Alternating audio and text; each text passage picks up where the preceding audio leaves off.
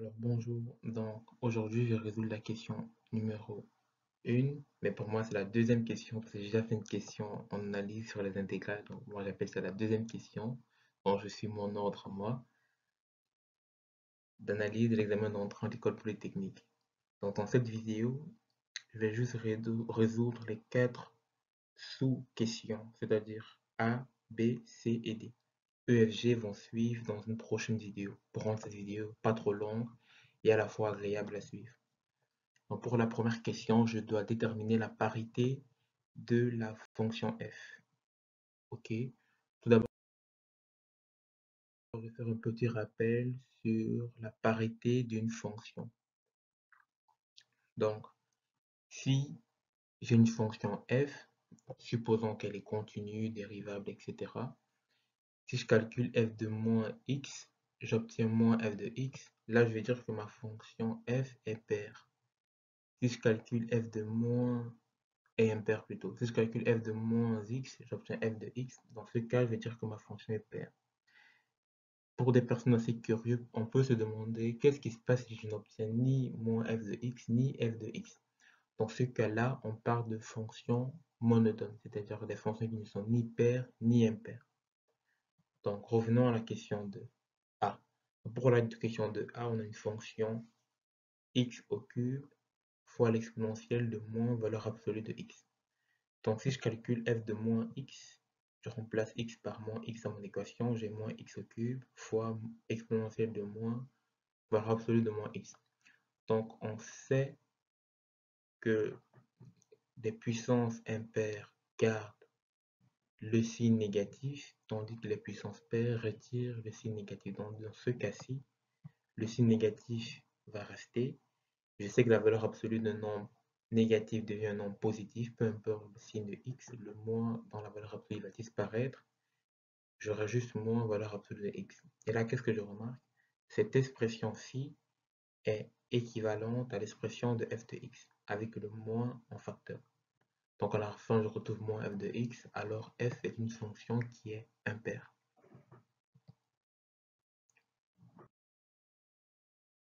Pour la deuxième question, je devais calculer la limite de f de x quand x tend vers l'infini. Comment est-ce que je calcule ça? Je peux exploiter la linéarité de la limite, c'est-à-dire je peux calculer la limite séparément de x au cube quand x tend vers l'infini et la limite quand x tend vers l'infini pour la deuxième sous-fonction exponentielle de moins x. Donc, dans les deux cas, je dois calculer la limite pour dans le moins ici, je peux mettre l'exponentielle au dénominateur, ça revient à faire la limite de x au cube quand x tend vers l'infini divisé par la limite de exponentielle quand x tend vers l'infini exponentielle de x valeur absolue. Donc je vais faire ça pour la limite positive et la limite négative. Donc dans les deux cas, généralement avant de calculer des limites de fonctions assez compliquées, il peut être intéressant d'observer la tendance des fonctions. Donc à l'aide du GeoGebra, j'ai représenté la fonction exponentielle en valeur absolue. C'est assez facile à déterminer. Si tu sais tracer la fonction exponentielle qui a normalement cette allure-ci, qui prend une forme un peu comme ça, je sais que l'exponentielle de x tend plus vite que l'exponentielle de la valeur tend plus vite vers l'infini que x au cube. Ça peut se voir visuellement. Donc, la limite va naturellement tendre vers 0 parce qu'au numérateur, j'ai un nombre qui est plus petit que au dénominateur. Dans le numérateur, on a exponentielle, on a x au cube. Au dénominateur, on a exponentielle de valeur absolue de x. Et exponentielle de valeur absolue de x tend plus vite vers l'infini. Donc, logiquement, la limite de f de x tend vers 0.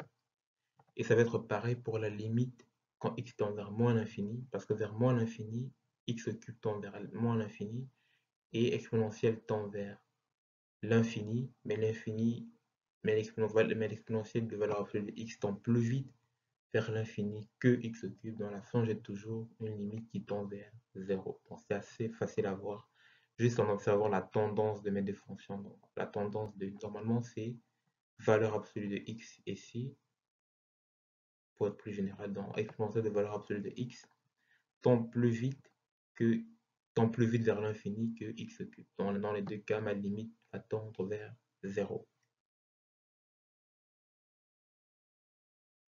Donc par la suite, je vais déterminer pour la question. J'espère que vous avez l'exercice avec vous parce que c'est un peu difficile à suivre pour si je ne rappelle pas l'exercice à chaque fois. Donc par la suite, je vais déterminer l'asymptote les éventuelles asymptotes de ma fonction. Donc pour déterminer les asymptotes de ma fonction, il y a généralement trois types. Le premier type d'asymptote, c'est l'asymptote horizontale, qui est juste une droite y qui est égale à une certaine valeur alpha, qui est une droite qui limite en fait ma fonction. Donc ma courbe f de x va tendre vers cette droite y égale à alpha sans jamais l'atteindre. Donc généralement pour trouver cette valeur, je calcule la limite de f de x quand x tend vers plus ou moins l'infini. Si j'obtiens une valeur de alpha, si j'obtiens une valeur alpha, si alpha existe bien évidemment, alors mon asymptote c'est cette valeur d'alpha. Visuellement ça ressemble à ça. Donc ici on peut observer la fonction inverse qui a été décalée bien sûr de 1. On a fait une translation en y de la fonction inverse. Normalement, la fonction inverse de base tend plutôt, son asymptote c'est plutôt 0, mais elle a été translatée de 1. Et on remarque que y est égal à 1 est une asymptote horizontale, c'est-à-dire ma fonction va tendre vers y est égal à 1 sans jamais l'atteindre dans les deux sens. Donc, la prochaine asymptote qu'on va voir, c'est l'asymptote verticale. Donc si j'ai le domaine de f qui appartient à l'intervalle AB, avec A et B qui sont bien évidemment des réels. Donc généralement l'asymptote verticale ressemble à une droite, mais plutôt une droite en x, c'est-à-dire x qui est égal à une certaine valeur. Donc ici on peut remarquer l'asymptote verticale de l'équation 1 sur x moins 1. Qu'est-ce qu'on remarque?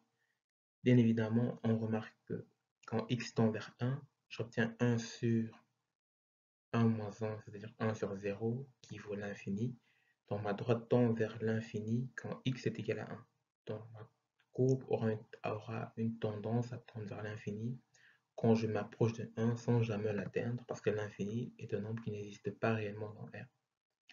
Donc si je reviens sur cette notion, ça veut dire que si x est égal à 1 est une asymptote verticale, donc dans ce cas, la limite quand x tend vers a est égal à f de x doit valoir l'infini. Ou alors, si x est égal à p, mais en venant, ça veut dire en venant de la droite, x b moins 1, ça veut dire en venant de la gauche. F de x est égal à l'infini. Normalement, c'est plus ou moins l'infini. Normalement, ça dépend. Si c'est plus l'infini, ça va aller vers le haut. Si c'est moins l'infini, ça va aller vers le bas, comme dans l'exemple que j'ai montré ici tout à l'heure. Par exemple, ici, si je calculais la limite quand x tendait vers plus 1, j'aurais eu plus l'infini. Et vers moins 1, j'aurais eu moins l'infini.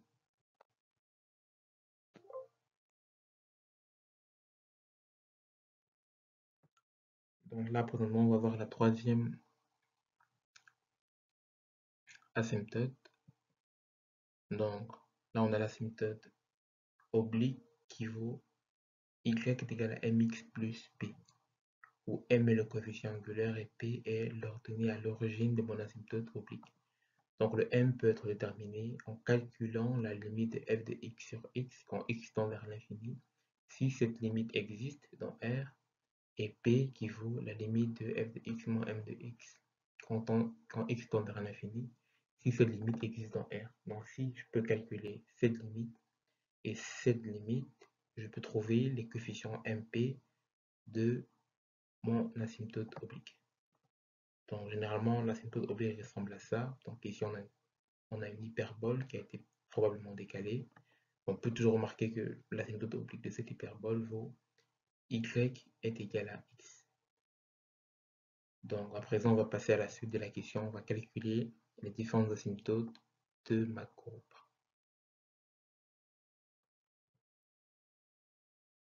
Donc pour l'asymptote horizontale, elle vaut bien évidemment y est égal à 0, parce qu'il y a quelques slides auparavant, on a calculé la limite de f de x quand x tendait vers plus ou moins l'infini. On avait comme solution 0. Donc quand je calculais la limite quand f de x tend vers l'infini ou plus ou moins l'infini, je trouvais 0. Ça veut dire que mon asymptote c'est y est égal à 0. Pour l'asymptote verticale, on peut remarquer on peut remarquer que mon équation tend vers l'infini si et seulement si x tend vers l'infini. Si et seulement non, je remarque clairement que mon équation x cube fois exponentielle de moins x, exponentielle de valeur absolue, de moins valeur absolue de x, ne tendait pas vers l'infini, peu importe la valeur que je choisissais dans R. Donc dans ce cas, nous n'avons pas d'asymptote verticale. Et pour l'asymptote oblique dans ce cas est égale à l'asymptote verticale, c'est-à-dire y est égal à 0. Donc vous pouvez essayer de calculer les limites que j'ai montrées tout à l'heure, c'est-à-dire la limite de f de x sur x. Quand x tend vers l'infini, vous allez bien évidemment trouver 0. Et la limite de f de x moins m moins x, sachant que m vaut 0, donc ça revient à calculer la limite de f de x quand x tend vers l'infini qui vaut 0. Donc mon asymptote oblique vaut toujours y est égal à 0.